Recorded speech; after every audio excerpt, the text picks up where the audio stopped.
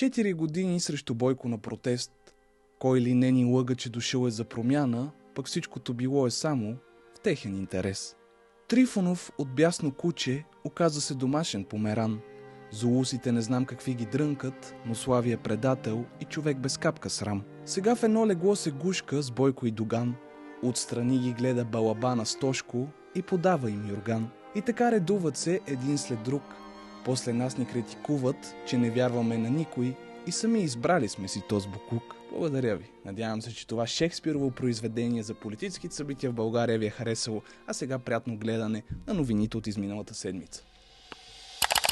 Не знам дали има такъв народ, но такъв колни предател като Слави Трифонов със сигурност има. Да, едва ли има някой, който не е разбрал. България официално има своето редовно правителство, благодарение на ГЕРБ, БСП, ИТН и ДПС Доган с министър-председател Железния човек. Така да е Росен Желязков. Желязков, желязо, железен. Оттам идва. Нещо като желязната лейди, ама само че от ГЕРБ с топки и плешива. Интересна сглобка се получи. ГЕРБ, демократите се прегърнаха с БСП, комунистите, така да е социалистите, които обаче са наследници на уния комунисти, дето според изказванията на Борисов са тормозили или направо убили дядо му. От друга страна пък Бойко прегърна Доган, който по негови думи едно време го беше поръчал. Искам да знаят хората и там в този документ се казва заради това, че накърни много сериозни интереси на международната организирана престъпност, се подготвя атентат и поръчител е Ахмед Доган. Черешката на тортата е Слави. Или си коалирал с Борисов? Не. Не само не биха, никога няма да го направя. И други се оказвали, аз трябваше да те питам. Честно, кажи ми, приличам ли те на други? И ще ти кажа една мисъл на зулусите. Те казват, че мъж, който не си държи на думата, струва колкото струва въздуха над главата му. Зулуса Трифонов, който създаде партия уж за да чегърта Бойко и да промени държавата от неговото управление и политики. Човекът, който получи изключително голяма подкрепа 2 пъти на парламентарни избори и нарочно не направи правителство, а даже не се и опита. И човека, който свали правителството на четворната коалиция с Продължаваме промяната, Демократична България и БСП заради Македония!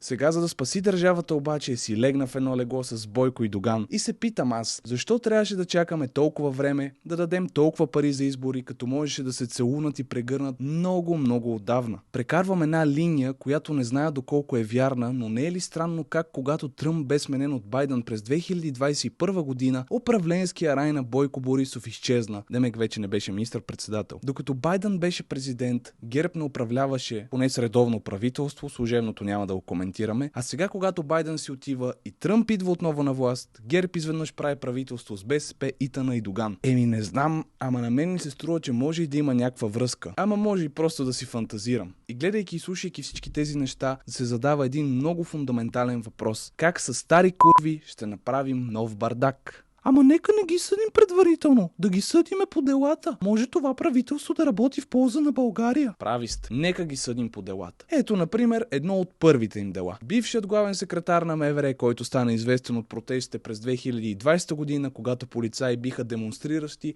се завръща в министерството като началник на кабинета на министъра на вътрешните работи Данка Тамитов. Браво, тежка ръка трябва в тия служби. И докато се забавляваме с нашите представления в българския парламент или познат като българския цирк, на Запад поне новото правителство получи одобрение. Министърът на външните работи на Северна Македония Тимчо Муцунски, да, това е истинското име, погледна с добро око на своя български колега Георг Георгиев и каза, че заедно ще работят добре. Даже макетата ни харесаха. Ти да видиш. Между другото, господин Георг има страхотна формула за кариерно развитие. Отиваш, целуваш газа на Бойко, извинявам се, ръката и бам, ставаш министър. А още малко по-на запад, Financial Times даже ни споменаха, пишейки, че българския парламент е одобрил коалиционно правителство с участието на проруска партия, с което се слага край на политическата безизходица. Да видим дали е край или е ново начало. Много се загледахме на Запад, да се върнем от дома най-добре. Опозицията също не спи и в петък вечер Дидо Пеевски пусна през сайта на ДПС-то чатове уж с Кирил Петков, който както той обича да нарича Кики. Абе, ще ги познаете по делата, са казали. И не забравяйте, не гласувайте, стойте апатични и чакайте проблемите ви сами да се решат. Също така, не харесвайте това видео в никакъв случай, не коментирайте, ай дума да не става да се абонирате. Това е малко обратна психология, тук прилагам, защото като казваш на хората да гласуват, те не го правят. Сега може би като им кажа да не харесват и коментират това видео, те ще го направят.